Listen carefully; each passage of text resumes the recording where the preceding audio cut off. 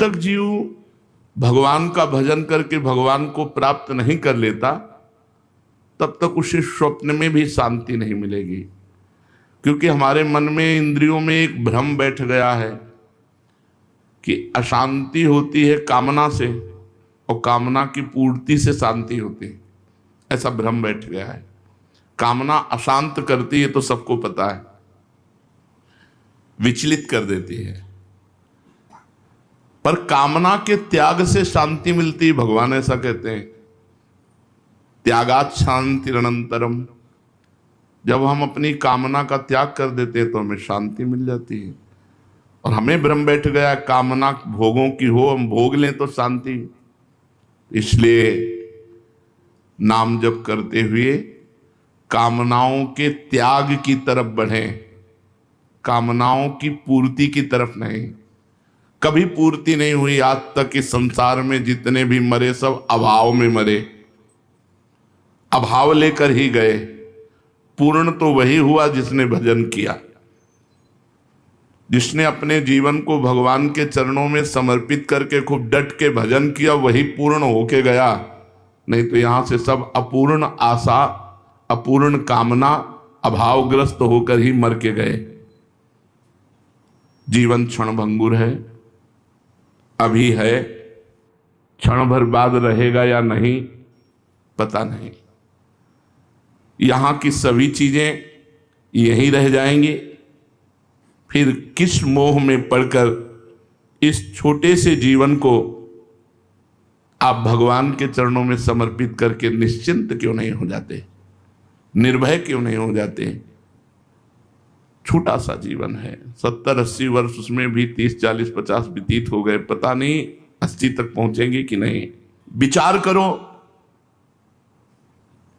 इस छोटी सी जिंदगी में तुम कौन सा काम करने आए हो और क्या कर रहे हो। यहां हम आए भगवत प्राप्ति करने। साधन धाम मोक्ष कर द्वारा, मोक्ष प्राप्ति, भगवत प्राप्ति, प्रेम प्राप्ति के लिए। और यहां कर क्या रहे हैं? अपनी इंद्रियों को दुलार, मनमानी आचरण जो हमारी दुर्गति कर दे, जो हमें और पतन के रास्ते में ले जाए। तुम्हारा जीवन सफल तभी होगा जब तुम निरंतर नाम जप करोगे। मृत्यु के भयानक चक्र से तभी तुम छूटोगे जब भगवान की आसक्ति हो जाएगी। शरीर की आसक्ति हटकर भगवान की भगवद आसक्ति हो जाएगी। असल में परम शांति को तुम तभी प्राप्त होगे जब तुम्हें भगवान का साक्षात्कार हो जाएगा। तुमने गर्भवास में भगवान से प्रतिज्ञा की थी, रो रो कर प्रभु से कहा था कि मुझे एक बार इस मां के गर्भ रूपी नरक से बाहर कर दो, मैं बाहर जाकर निरंतर तुम्हारा भजन करूंगा। दूसरा कोई उद्देश्य नहीं, केवल भजन करूंगा।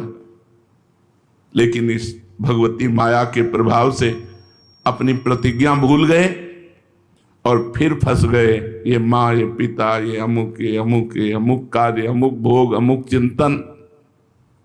चेतो, सावधान हो, कहीं जीवन के ये दिन और रात व्यर्थ में न व्यतीत हो जाएं। एक एक मिनट संभाल कर व्यतीत करो। राधा राधा राधा। अगर तुमने संभाल कर व्यतीत किया तो तुम्हें पछताना नहीं पड़ेगा, अगर संभाल कर व्यतीत नहीं किया तो तुम्हें पछताना पड़ेगा। मन पछतई है अवसर बीते। बाद में फिर क्या, जब मरने का समय आया, भयानक दुख घेर लिए, भगवान का विस्मरण, अब दुर्गति तुम्हारी पक्की। अब उस समय तुम्हारे को पछताने का भी टाइम नहीं मिलेगा। आज तक जो भूल हुई सो हुई, आज से संभाल लो। जितने जीवन के दिन बाकी हैं, दृढ़ संकल्प करो कि एक मिनट भी अब व्यर्थ नहीं जाने देंगे। हर मिनट में भगवान का भजन करेंगे, भजन में लगाकर अपने जीवन को सफल करेंगे। ऐसा अवसर बार बार मिलने वाला नहीं। परम लाभ को प्राप्त करने के लिए अपनी तरफ से भजन करो। अपनी तरफ का यहां इशारा है कि यदि हमें भगवान त्याग दे, बहुत तुम नीच हो, पापी हो, मैं तुम्हें स्वीकार नहीं करता। एक तो हमारे भगवान का स्वभाव ऐसा नहीं, वो जिस पर कृपा करते हैं वही निर्वाह करते हैं। अपने लोगों से तो बहुत बड़ी बड़ी गलतियां होती हैं। हम तो भगवान की कसम खाते हैं कि आज से ऐसा नहीं करेंगे। जिन भगवान का इतना प्यार दुलार है उन्हीं की कसम खाकर सुबह खाते हैं, शाम के तोड़ देते हैं। वो इतने उदार है कि वो ये सब देख करके भी क्षमा करते हैं, नहीं तो अपराध पे अपराध ही अपने से होते हैं। शीघ्र चेतो, अपनी तरफ से भजन करो। अपनी तरफ का मतलब है, जैसे गोस्वामी जी एक पद में कह रहे हैं, जो तुम त्यागो राम हो तो नहीं त्यागो, परिहरि पाए काहि अनुरागो। जो तुम त्यागहु राम हो तो नहीं त्यागो, परिहरि पाए काहि अनुरागो। सुखद सुप्रभु तुम सो जग माही, श्रवण नयन मन गोचर नाही। हो जड़ जीव, हो जड़ जीव ईस रघुराया, तुम मायापति हो बस माया। हो तो कुजाचक स्वामी सुदाता, हो कुपूत तुम हितु पितु माता। जो मैं कहूँ को बूझत बातो, सो तुलसी बिनु मोल बिकातो। जो मैं कहूँ को बूझत बातो, तो तुलसी बिनु मोल बिकातो। जो तुम त्यागो राम हो तो नहीं त्यागो। हे प्रभु, यदि आप मुझे त्याग भी दे, एक तो स्वभाव नहीं हमारे प्रभु का, विमुख भये निमिषहु न अकृपा, जब चितये तब वैसे। इतने उदार शिरोमणि हैं कि हजारों अपराध बन जाएं, फिर जब प्रभु की तरफ देखो तो वैसे ही करुणा बरसाते मिलेंगे, कभी रोष नहीं करेंगे। विमुख भये निमिषहु न अकृपा, कभी अकृपा तो करना ही नहीं जानते प्रभु। जिन्होंने प्रभु से वैर किया, प्रभु को मारना चाहा, उनको मुनि दुर्लभ पद दिया, और हम उल्टा सीधा कैसा भी भजन कर रहे हैं, हम तो उनके लिए हैं ना, वो हमें त्याग देंगे। जिन्होंने प्रभु को गालियां दी, प्रभु को मारना चाहा, प्रभु से वैर किया, उनको मुनि दुर्लभ पद प्रदान किया, फिर जो प्रेम से भाव से जैसे भी बनता है वो प्रभु के लिए अपना जीवन दिए हैं, प्रभु उनको त्याग सकते हैं? कदापि नहीं। ऐसा हमारे प्रभु का स्वभाव ही नहीं है। पर गोस्वामी जी कह रहे हैं, अपनी तरफ से जो भजन करने की बात है वो ये गोस्वामी जी कह रहे हैं कि हे प्रभु, यदि आप मुझे त्याग भी दे मान लो, तो मैं आपको नहीं छोड़ने वाला। तो ये अपनी तरफ से भजन का मतलब ये है कि अगर प्रभु मुझे नीच समझकर त्याग देते हैं तो भी मैं प्रभु को छोड़ने वाला नहीं। सुनो राम जी, यदि आप मुझे त्याग दोगे तो मैं आपको छोड़ने वाला नहीं, क्योंकि आपके चरणों को छोड़कर मुझे कोई ऐसा दिखाई नहीं देता जिसका आश्रय ले। किसका आश्रय ले? यहां सब भयभीत हैं। ब्रह्मा भी काल चक्र के अंतर्गत है, ना कि काल चक्र से बाहर। उनकी भी 2 परार्ध की आयु है, जहां उस समय पूरा हुआ तो काल चक्र उनका सब ऐश्वर्य वैभव विलुप्त कर देता है। उनका भी अंत होता है, ब्रह्मा का भी अंत होता है। 2 परार्ध आयु है, उसके बाद बदल जाते हैं, ब्रह्मा भी बदल जाते हैं, शरीर भी पूरा हो जाता है। दिव्य शरीर है पर 2 परार्ध के बाद वो पूरा हो जाएगा। काल चक्र से ब्रह्मा भी नहीं तो किसकी शरण ले, फिर ये सब ब्रह्मा के बनाए हुए हैं। जब ब्रह्मा भी कालातीत नहीं है, वो भी 2 परार्ध आयु वाले हैं, तो यहां किसकी शरण ले? आप छोड़ भी दो मुझे तो मैं किसकी शरण लूं? गोस्वामी जी कह रहे हैं। क्यों? क्योंकि आपके समान, ये हम भी हृदय से कह रहे हैं, अपने जन के अवगुण ना देखना और अवगुणों को गुण मान करके उसकी महिमा विख्यात करना, जहां दंड देना चाहिए वहां पुरस्कार दिलाना, यह हमारे स्वामी का स्वभाव है।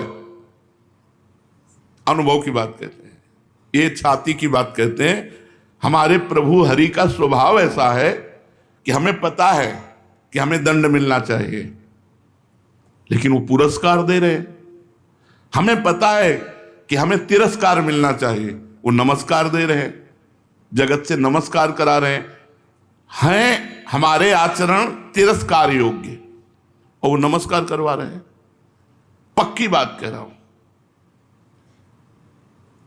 यंत्र में चढ़ा हुआ जो खिलौना है वो वैसे ही नाचता है जैसे वो नचाना चाहते हैं। तो माया के बसीभूत चराचर जीव नाच रहा है। माया ऐसी भगवान की बलवती है। यंत्रारूढ़ानी मम माया, भगवान कह रहे हैं। उस माया में नाचते हुए हमसे कौन सी गलती नहीं हुई और कौन सी गलती नहीं हो सकती। लेकिन स्वामी का स्वभाव, गलती करके आओ तो कहते शाबाश आगे बढ़ो, और एक सीढ़ी आगे बढ़ा देते हैं, ऊंचे उठा देते हैं, जिससे वो गलती स्पर्श न कर पावे। अस स्वभाव कौन सुन्यो न देखो, जैसा प्रभु का स्वभाव। जन अवगुण प्रभु मान न काऊ, दीन बंधु अति मृदुल स्वभाव। बड़ा करुणा में स्वभाव प्रभु का है। तो हे प्रभु, आपके समान सुख देने वाला सुंदर स्वामी इस संसार में आज तक न कानों से सुना है और न देखा है। बिल्कुल ध्रुव सत्य बात, ऐसा स्वामी नहीं देखा। स्वामी है, उनकी अनुकूलता में बाधा पड़ी कि निकाल दिया, अनुकूलता में बाधा पड़ी कि प्यार भंग हो गया। लेकिन ऐसे स्वामी कि प्रतिकूलता पे प्रतिकूलता करता जाए और वो उसके अनुकूल होते चले जाएं, ऐसा स्वामी तो केवल प्रभु है, दूसरा कोई नहीं। प्रभु के प्रतिकूल प्रभु त्याग दें ऐसे आचरण करने वाले, और प्रभु दुलार पे दुलार करते चले जाए। ये हम कथा नहीं कह रहे, हम हृदय की बात कह रहे हैं। ऐसे हमारे स्वामी हैं, क्योंकि हम अपने हृदय की बात जानते हैं, आप अपने हृदय की बात जानते हैं। देख लो किस कोटि के हैं हम, कहाँ प्रभु, कहाँ सुकुमारी अलवेली सी किशोरी जू, और कहाँ हम। तो जब इस पर देखते हैं तो कहीं कोई गुंजाइश नहीं है, पर उनकी कृपा। तो आपके समान सुख देने वाला सुंदर स्वामी इस संसार में आज तक न कानों से सुना है न देखा है, न मन में कभी अनुमान हुआ है। श्रवण नयन मन गोचर नाही, आज तक न देखा है न सुना है और न मन में आया है कि वो स्वामी ऐसा है। हे रघुनाथ जी, क्षमा करना, मैं जड़ जीव हूं और आप ईश्वर हैं। आप माया के स्वामी हैं, माया आपके बस में है और हम माया के बस में हैं। मैं कृतज्ञ हूं, भिखमंगा हूं, आपसे मांगता ही रहूंगा, अपराध करता ही रहूंगा, कृतज्ञ नहीं हूं। आप इतनी कृपा कर रहे हैं कि हमको आपकी कृपा के उसमें कृतज्ञता में डूब जाना चाहिए, लेकिन हम कृतज्ञ हैं। आपकी कृपा हो रही और मैं अपराध पे अपराध विमुख होकर के आपसे आचरण कर रहा हूं। बिल्कुल ध्रुव सत्य बात है इसमें। हमको तो दीन बन करके बह जाना चाहिए आपकी कृपा में, पर हम कृपा के विपरीत आचरण करते हुए भी आपके कहा रहे हैं। भिखमंगा हूं पर आपका, आप उदार स्वामी हो। कुपूत हूं पर आपका, ये खास बात पकड़नी है। कुपूत हूं हो तो कुजाचक स्वामी सुदाता, हो कपूत तुम हित पितु माता, तुम्हें वो माता पिता तुम्हें हो। आप हमारे हित करने वाले माता पिता हैं और मैं आपका कुपुत्र हूं। भाव यह है कि पुत्र चाहे जैसा हो प्यारा ही लगता है, यही लगता है कि मेरा लड़का है तो खराब पर मेरा है। तो स्वामी मैं हूं आपका पर आपके लायक नहीं हूं। तो जैसे मां बाप कुपुत्र का भी हित ही करते हैं, ऐसे मैंने देखा कि आप मेरा हित ही किए, कभी अहित नहीं किए। ऐसे आप सदा सर्वदा मेरा पालन पोषण कर रहे हैं, मेरे भाव का, मेरे शरीर का, मेरे जीवन का। प्रभु ऐसा कोई नहीं है। यदि कहीं कोई भी मेरी बात पूछता कि तुलसीदास तुम कैसे हो, कोई हित दिखाता, तो मैं बिना मोल का बिक जाता, लेकिन किसी ने नहीं पूछा आज तक। आप जैसा स्वामी कोई नहीं है। मुझ सरीखे नीच को कोई रख भी नहीं सकता, अतः मैं सर्वतो भावेन आपको पकड़ लिया, आपको छोड़ने वाला नहीं, आप भले छोड़ दो। ये बात हमें बहुत पक्की लगी। अपनी तरफ से भजन करना है, आप छोड़ दो समर्थ हो, लेकिन हम आपको विश्वास दिलाते हैं हमारे प्रभु का स्वभाव छोड़ने का नहीं है, कभी नहीं छोड़ सकते। एक बार जिस पर कृपा कर दी फिर कभी अकृपा उस पर नहीं की, चाहे वो जितना बिगड़ेल हो जाए। समय लगेगा, सुधर के आ जाएगा लाइन पे, पर भगवान की अकृपा नहीं होगी। उसका पालन पोषण दुलार भगवान वैसे ही करेंगे जैसे सच्चाई पर चलने पर करते थे। ऐसे वो कच्चाई पे चलेगा तो भी भगवान का दुलार कृपा प्रसाद वैसे ही उसके ऊपर बरसेगा। इसीलिए उमा राम समान जग माही, गुरु पितु मातु बंधु को नहीं। गुरु भी जब देखता है अनुकूलता का त्याग करके प्रतिकूल मार्ग का अनुसरण करता है तो दंड विधान कर देते हैं, त्याग कर देते हैं, उसे दूरी कर देते हैं, लेकिन प्रभु नहीं कर सकते। उमा राम समान जग माही, गुरु पितु मातु बंधु को नाही। कोई ऐसा कृपालु नहीं जैसा प्रभु कृपालु है। इसलिए ये अवसर मिले कि ना मिले, हमको अपनी तरफ से भजन करना है। इस बार हमें जीतना है, हमें हारना नहीं। इस बार मुझे जीतना है। इस संसार जीत विषम संसार, कीर्ति जग बिस्तरे। इस विषम संसार में मुझे विजय प्राप्त करनी है। जो पुरुष भगवान का होकर, हम और किसी के नहीं हैं, ये अंदर से बैठा लो केवल प्रभु हमारे हैं, दिमाग में बैठा लो केवल प्रभु हमारे हैं, बैठा लो। कोई और हो तो हटा दो, नहीं धोखा हो जाएगा। मेरे तो गिरधर गोपाल दूसरों न कोई। श्री जी को बैठा लो, बस मेरी श्री जी।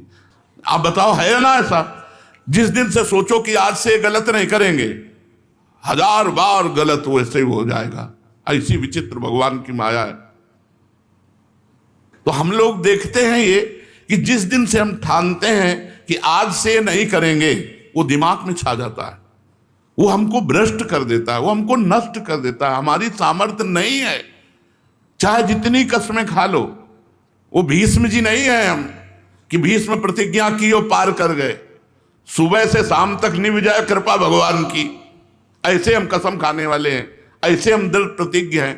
तो भी हमें भगवान का आश्रय छोड़कर अन्य आश्रय नहीं लेना। ये ईमानदारी से बात समझ लो कि हमारे लोगों में बिल्कुल सामर्थ्य नहीं। हम अपनी बात कहते हैं, हम जगह जगह देखा है कि अगर हम संभले हैं तो उनकी कृपा से संभले, नहीं हमारे में सामर्थ्य नहीं खड़े होने की भी। परमार्थ में चलने की तो बात जाने दो, खड़े होने की सामर्थ्य नहीं है। अगर चल रहे तो अंगुली पकड़े हैं और वो चला रहे हैं, बस ऐसे हम देख रहे हैं। हम अपने को देख रहे हैं कि ऐसे पकड़ के चला रहे तो चल रहे, पैर नहीं टिक रहे, पैर फिसल रहे हैं, पर हम गिर इसलिए नहीं रहे कि वो अंगुली पकड़े। बस इतनी बात समझ लो। भगवान का होकर भोगों की कामना के फंदे से निकला जा सकता है, दूसरा कोई उपाय नहीं। ये भोग ही जन्म मरण का हेतु है। बार बार जन्म, बार बार मरण, बार बार बंधन, आकर्षण संसार का। भगवान के होकर ही भोगों के फंदे से जीव निकल सकता है। ये माया बहुत विचित्र है, कोई कहीं भी सुरक्षित नहीं है इससे। वही सुरक्षित है जिसकी रक्षा भगवान कर रहे हैं। सीम की चाप सके को उतासु, बड़ रखवार रमापति जासु। बड़े रखवार भगवान जब बरद हस्त रख देते तो नहीं, ये इतनी विचित्र माया है कि किसी को कहीं से भी घसीट सकती है। शिव विरंचिका मोहि को है बपुरान, अस जिय जानि भजी मायापति भगवान। जो भगवान का हो जाता है उसकी कभी शांति भंग नहीं होती। जो भगवान का हो जाता है ऐसे जगत में माया की सामर्थ्य नहीं कि उसको नष्ट कर सके। झुक सकता है, लड़खड़ा सकता है, लेकिन उसके मार्ग को अवरुद्ध कर सके ऐसी माया में सामर्थ्य रहे। मामे वे प्रपद्यन्ते माया में ताम तरंति ते। जो मेरी शरण में आ गया वो माया से तर गया। जिसको भगवान की कृपा का भरोसा है, उनके विधान पर विश्वास है, उसको इस संसार में कोई विचलित या पराजित नहीं कर सकता। जिसको भगवान की कृपा पर भरोसा है, पक्का, अपने आचरणों पे तो नहीं है, अपनी तपस्या साधना, महापुरुषों को देखो, चरित्र पढ़ के अपने देखो चरित्र, अपने चरित्र देखो, महापुरुषों के चरित्र देखो जिन पर कृपा हुई। तो कहीं किसी कोने में नहीं, पर विश्वास है कि भगवान ने मुझे स्वीकार किया है। अगर स्वीकार न किया होता तो ये बानक न बनता। वृंदावन धाम, गुरु जी की शरण, आचार्य की शरण, नाम मंत्र उपासना, ये बानक न बनता। ये बना ही कृपा से है। तो भगवान की कृपा पर विश्वास और भगवान के विधान पर विश्वास। जो विधान हो, अगर हमारे जीवन में विपत्ति आ रही, संकट आ रही, रोग आ रहे हैं, तो बड़ी कृपा है। विश्वास मानो, ये कृपा भगवान से मिला देगी। भगवान के विधान पर विश्वास और भगवान की कृपा पर विश्वास, उसको संसार की कोई भी स्थिति विचलित नहीं कर सकती। जो सांसारिक किसी भी व्यक्ति से और किसी भी पदार्थ से अपनापन नहीं रखता, उसकी जिम्मेवारी भगवान स्वीकार कर लेते हैं। उसके योगक्षेम की चिंता भगवान करने लगते हैं। जो संसार के किसी पदार्थ की परवाह नहीं करता और किसी व्यक्ति से अपनापन नहीं रखता, उसका पूरा ठेका भगवान ले लेते हैं। उसके योगक्षेम का वहन भगवान करने लगते हैं। उसकी चिंता भगवान करने लगते हैं। उसके लिए जो उचित है, हितकर है, आवश्यक है, वो भगवान अपने आप सब विधान कर देते हैं। भगवान स्वयं उसकी रक्षा करते हैं और उसकी आवश्यकता की पूर्ति करते हैं। जो किसी भी वस्तु की परवाह नहीं करता और किसी व्यक्ति से अपनापन नहीं रखता, उसके योगक्षेम का भार भगवान स्वीकार कर लेते हैं। तुम्हारी आवश्यकता का पता भगवान को है। ठीक समय पर उचित निर्णय हो जाएगा। तुम्हारी आवश्यकता का पता भगवान को है। किसी से कहो मत, ठीक समय पर पूर्ण हो जाएगी, ये शब्द नहीं कह रहे, उचित निर्णय हो जाएगा। वो पूर्ण नहीं होनी है तो नहीं पूर्ण होगी। आवश्यकता तुम्हारी कामना है, अगर वास्तविक आवश्यकता है तो अपने आप पूर्ण हो जाएगी। आपको चिंता करने की जरूरत नहीं। जिसके योगक्षेम का भार भगवान उठा लेते हैं, पहली बात, उसकी कभी हानि होती नहीं। न आचरण से, न संपत्ति से, न जगत के किसी भी क्षेत्र से उसकी हानि नहीं हो सकती। लाभ ही लाभ रहेगा। जो भगवान की शरण में हो गया और जिसका योगक्षेम भगवान वहन कर रहे हैं, उसका लाभ ही लाभ होगा। किसी भी क्षेत्र में हो, लाभ ही लाभ होगा। सबसे बड़ा लाभ भगवान का चिंतन निरंतर होगा। भगवान का चिंतन निरंतर हो रहा है तो कोई विपत्ति, कोई दुख, कोई नाना प्रकार की जो विघ्न बाधाएं हैं वो उसको छू नहीं सकती। हरि स्मृति सर्व विपद विमोक्षण। सब प्रकार के संकट, सब प्रकार के भय, सब प्रकार के दुखों का नाश उसके हो जाता है जो हर समय भगवान का मधुर मधुर चिंतन करता रहता है।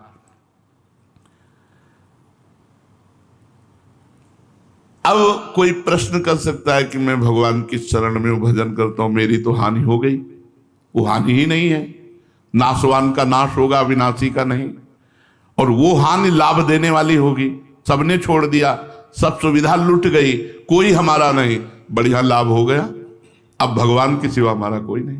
वही हमारा भरण पोषण करेंगे, वही हमारी जिम्मेवारी स्वीकार करेंगे, वही हमारी आवश्यकता को दे। इससे बढ़िया लाभ क्या? ये तो परम लाभ हो गया। अब हमारी हानि हो ही नहीं सकती। हानि होने पर भी हानि नहीं हो सकती। वो हानि लाभ दे के जाएगी जो भगवान की शरण में हो। अगर भगवान की शरण में नहीं तो लाभ शब्द से संबंध है नहीं, हानि ही हानि है। जैसे एकांतिक में एक से बताया कि आप इतनी बड़े पद में हैं, इतनी बड़ी डिग्री लिए हैं, लेकिन जब मरेंगे तो अगले जन्म में फिक्का पढ़ना पड़ेगा। ये डिग्री नहीं आपको याद रहेगी, ये पद नहीं मिलेगा, फिर ककारा से शुरू करना पड़ेगा। और यदि इस जन्म में 100 बार राधा राधा कहा तो अगले जन्म में 101 से शुरू होगा, 99 से नहीं। इसलिए अत्यंत आवश्यक है भगवान का नाम, भगवान की शरणागति। जिसकी दृष्टि बहुत छोटी होती है वो भगवान की कृपा को सीमा में बांधता है।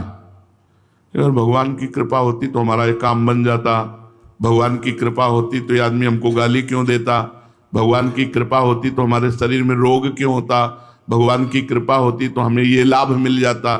ये छोटी बुद्धि की बात है। भगवान की कृपा को किसी बात में बांधो मत। असाध्य रोग होना भी भगवान की कृपा है, ये हमने संतों से सुना।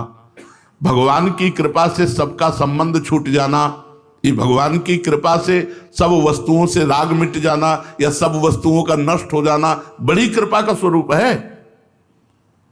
हम लोग कृपा को अनुकूलता से तौलते हैं। आपको सही कहते हैं, सच्ची शरणागति प्रतिकूलता में ही होती। जब कुछ अपना नहीं होता, कोई अपना नहीं होता और वो फुटपाथ में खड़ा होता है तब आकाश की तरफ देखता है। और सच्ची शरणागति तभी होती कि त्राहिमाम, अब आपके सिवा कोई नहीं, तो बस उसी दिन से गेम बदल जाता है। सब कर्म विधान भस्म करके नए भाग्य की रचना भगवान कर देते हैं। जिस दिन से शरणागति होती है उस दिन से भाग्य काम नहीं करता, भगवान का विधान काम करता है। बस शरणागति होती ही प्रतिकूलता में है। अनुकूलता में किसी बिरले की शरणागति हुई हो, बहुत विवेकवान जो हो, नहीं तो होती ही प्रतिकूलता में है। जब सब तरह से प्रतिकूलता घेर लेती है तो शुद्ध शरणागति का प्रादुर्भाव होता है। जो शरणागत होता है वो भविष्य की चिंता नहीं करता। भविष्य में क्या होगा, भविष्य की चिंता अल्पज्ञता है। भविष्य तो हमारे भगवान के हाथ में है। वर्तमान में भगवान का हम चिंतन करते हैं और भविष्य के लिए निश्चिंत होकर सोते हैं। काहू के बल भजन को काहू के आचार, व्यास भरोसे कुंवर के सोवत पांव पसार। वर्तमान में जब जागे तो प्रिया भजे, नहीं तो सोवे पांव पसार। संतों ने कहा जब जागे तो प्रिया भजे, जितनी देर हमें चेतना है तो राधा राधा राधा, सो गए। भविष्य हमारा उज्जवल है क्योंकि भगवान की हम शरण में हैं। भगवान में यथार्थ विश्वास हो जाए तो मानो जैसे बीमा नहीं हो जाता। तुम्हारी गाड़ी नष्ट हुई तो तुम्हें पूरा पैसा मिलेगा, गाड़ी का बीमा हो जाता ना, तुम्हारा बीमा हो गया। भगवान की शरणागति तुम्हारा बीमा हो गया।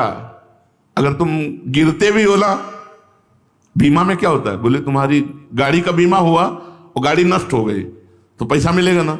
यहां आग लगी थी, बीमा अगर है तो आपको पैसा, लैपटॉप जल गया तो आपको लैपटॉप मिलेगा कि नहीं मिलेगा। आपकी गाड़ी जल गई तो गाड़ी का पैसा मिलेगा कि नहीं मिलेगा। ऐसे आप भ्रष्ट हो गए तो भगवत प्राप्ति आपको होगी क्योंकि आपका बीमा हो गया है। शरणागति का मतलब है बीमा हो जाला। ये बड़े मौज की बात है। अगर आप पथ से भ्रष्ट भी हो जाते हैं, भगवत विमुख आचरण भी बन जाते हैं, तो आपका बीमा है, आपको भगवत प्राप्ति होगी। भगवान का आसरा, भगवान का भरोसा, जो भगवान में यथार्थ विश्वास करता है, भगवान की शरण में होता है, उसका बीमा हो जाता है। ये बीमा कंपनियां तो जांच करके फेल भी कर सकती है, कोई बहाना लगा करके कि भाई प्रमाण सही नहीं मिल रहे हैं इसलिए हम पैसा नहीं दे पाएंगे। पर भगवान का बीमा पूर्ण है, वहां जांच नहीं होती, फंड पे फंड जुड़ता रहता है और वो अपार संपत्तिशाली बन जाता है जिसका भगवान के यहां से बीमा है। मेरा शरीर भगवान को अर्पित है, मेरा जीवन भगवान को अर्पित है, मैं केवल भगवान से लूंगा, भगवान में सो। तो कह रहे फंड पे फंड जुड़ता चला जाता है और अपार संपत्तिशाली बन जाता है वो जो भगवान की शरण। बड़े आनंद की बात है। अच्छा, इसमें कोई पैसा नहीं लगता, इसमें कोई पैसा नहीं, इसमें बस शरणागति है और राधा राधा राधा राधा। तो जैसे गाड़ी फेल हो जाए, गाड़ी टूट जाए, गाड़ी जल जाए, तो नई गाड़ी का पैसा बीमा कंपनी देती है। ऐसे ही हम कहीं चूक कर दें, हमसे कोई गलती हो जाए, हम कहीं मार्ग से भटक जाए, विमुख हो जाए, तो भी हमें भगवत प्राप्ति होगी क्योंकि हमारा बीमा है। तैयार हो सब लोग? हाँ, भगवान की शरणागति ही वो बीमा है जो हमसे चूक हो। जन अवगुण प्रभु मान न काओ, रात न प्रभु चित चूक किए की, करत सुरत सहबार हिए की। हृदय की बात की, हे नाथ मैं आपकी शरण में हूं। सर्वत्र सर्वथा सर्वदा के लिए तुम सुखी हो जाओगे। सर्वत्र सर्वथा सर्वदा के लिए सुखी हो जाओगे यदि ये बीमा हो गया। अभय कर देंगे भगवान, तुम्हें संपत्तिशाली कर देंगे। सच्ची बात, इसी जीवन की बात है। मांगे भीख नहीं मिलती थी, जैसे गोस्वामी जी कह रहे ना, टुकड़ा हमने देखा है। काली देव में बैठे एक पूड़ी लिए, उसमें भी हींग जो दाल में पड़ी थी और होम्योपैथिक दवा। तो ऐसे आकाश की तरफ देख करके एकदम आया कि भगवान, यदि ये रोग दिया है, परिस्थिति दी है, ऐसी गरीब परिस्थिति में कैसे भगवान, कैसे? अब दवा भी खानी है, भोजन भी नहीं है, आप क्या समझते हैं? बीमा हो गया भटाक से, देर नहीं लगा। अपार करुणा उनकी बरस रही, बाहर और भीतर भी। ऐसा नहीं है कि केवल बाहर चकाचक हो, भीतर भी चकाचक है। चकाचक न हो तो किडनी फेल में हम बोल सकते हैं क्या? भीतर भी चकाचक आनंद दे रहे और बाहर भी आनंद दे रहे। ये बीमा हर साल जमा नहीं करना पड़ेगा। होता है क्या बीमा में हर साल जमा करना? होता है? इस बीमा में एक ही बार जमा करना है अपने आप को। देख लो, यहां झूठी बात नहीं चलेगी। तन मन धन सब तेरा, स्वामी सब कुछ है तेरा, तेरा तुझको अर्पण क्या लागे मेरा। यही बीमा है। तो भगवान के प्रति समर्पण कहां है? इस बीमा में हर साल भेंट देनी नहीं होती। इस बीमा में जीवन की भेंट देनी है, एक बार देनी है। एक बार हृदय से शरणागत हो जाओ, बार बार चिंता मत करो कि मैं शरणागत हूं कि नहीं। एक बार हृदय से हो गया कि मैंने स्वीकार कर लिया मैं प्रियाजू की शरण में हूं, वह हो गया बीमा। अब वो फंड पे फंड बढ़ता रहेगा। बाबा आपको हर साल समर्पित नहीं करना। जो एक बार सच्चे हृदय से भगवान के चरणों की शरण में आ जाता है, भगवान उसी क्षण सदा के लिए कभी नष्ट ना होने वाले अखंड सुख को उसके नाम कर देते हैं, अखंड सुख को नाम कर देते हैं। इसलिए हम सब भगवान की प्रिया प्रीतम की शरण में हैं, ये विश्वास करो और खूब नाम जप करो। खूब कृपा है। अगर भजन हो रहा है तो इससे बड़ी कोई कृपा नहीं। हम धाम वास कर रहे हैं।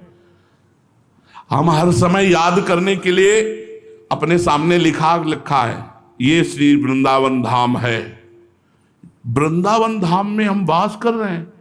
सोचो कहां हमारे भाग्य, कहां पैदा हुए और कहां वास कर रहे हैं। वृंदावन धाम, रोज का रोज भगवत प्राप्ति हो रही। वृंदावन वास आप खिलवाड़ समझ रहे हो? अरे बिना किशोरी जी की कृपा के वृंदावन वास हो ही नहीं सकता। जिनको वृंदा विपिन है कृपा तिनय की होए, वृंदावन में तबई तो रहन पाइए सोए। अब इससे बड़ा भजन क्या होगा हम वृंदावनवासी। दूसरा, रोज नाम वाणी सुनना ना चाहो तो भी सुनने को मिलेगा। ये कृपा नहीं तो और क्या है। घेर करके हमको माया से अलग करके रखा गया, ये कृपा नहीं तो